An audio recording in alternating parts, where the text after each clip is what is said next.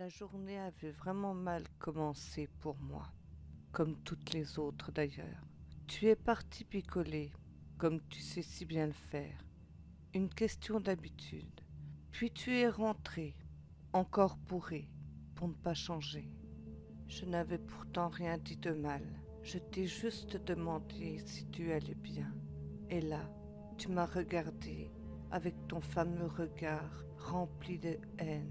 Ce regard même qui me terrorise tous les jours depuis maintenant plus de 4 ans. Puis tu t'es mis à me frapper, encore et encore.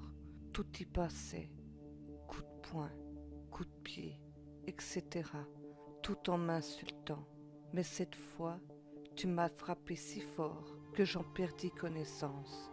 Et toi, tu m'as laissé là, couché à terre, baignant dans mon sang. Puis au bout d'un moment, je me suis réveillée, les yeux remplis de larmes, de sang et de terreur. Et ensuite, je suis allée à la salle de bain pour nettoyer et panser mes blessures multiples, enlever tout le sang que j'avais un peu partout sur moi. C'était complètement inutile que je me maquille. De toute façon, je ne pouvais pas, car mon visage était tellement tuméfié, gonflé, à cause des coups qui étaient d'une extrême violence. Et ensuite, j'ai pris sur moi. Je t'ai pardonné, encore, comme je sais si bien le faire. La routine pour moi, malheureusement. Ensuite, je t'ai préparé ton repas préféré, pour lequel tu m'as encore critiqué, en disant que c'était dégueu, que j'étais bonne à rien. Enfin, tu passes ton temps à me juger, critiquer, te plaindre, m'insulter, me torturer physiquement et moralement.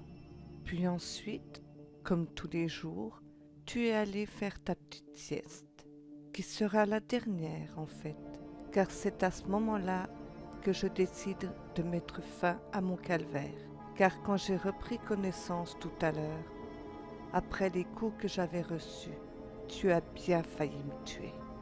Et là, une chose m'a traversé l'esprit. C'est lui ou moi. Et j'ai décidé alors que j'avais assez morflé comme ça.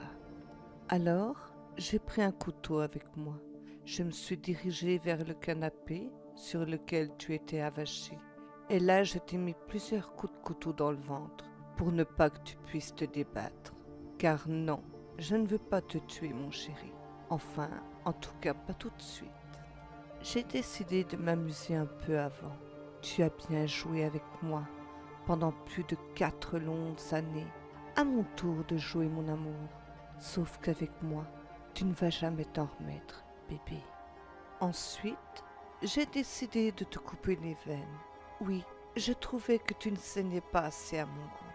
Tu vois mon cœur, il n'y a pas que toi qui peux être cruel. Et là, tu m'as regardé en me traitant de salope.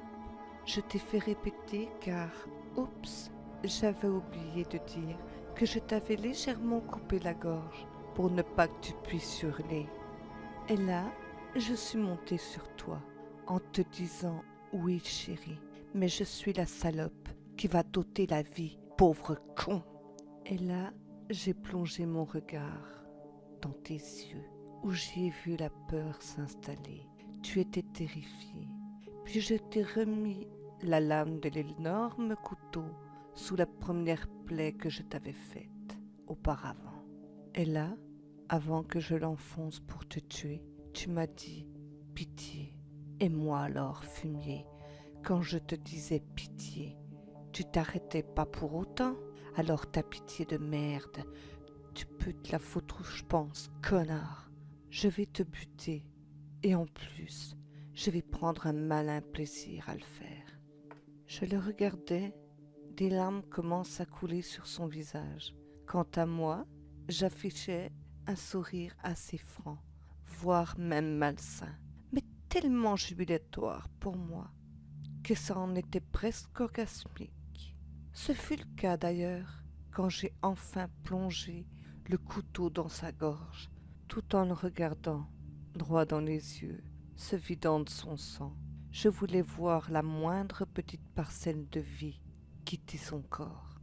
Je lui ai coupé jusqu'à ce que son regard soit vide, inexpressif et sans vie. Puis après m'être remise de mon état de joie intense et soutenue, j'ai nettoyé. Mais cette fois, ce n'était pas mon sang, mais bel et bien celui de cet enfoiré. Puis ensuite, je l'ai nettoyé un peu. Oui, car le sang partout, je trouve que ça faisait désordre. Je l'ai ensuite assis à table, puis je suis allée me doucher. Car tuer quelqu'un, il ne faut pas croire, mais ça laisse des traces.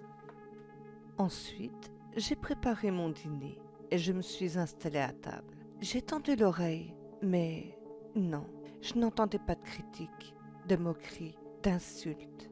Et là, je l'ai regardé en disant « C'est bien la première fois que je n'entends pas ta sale gueule, pas de plainte, de critiques, rien. » En le regardant, tout en disant à haute voix « Tu m'as trompé, humilié, battu, mais toi, pauvre minable, tu n'as même pas été fichu de mourir décemment, sale connard. » Cela dit, ce dîner est vraiment parfait.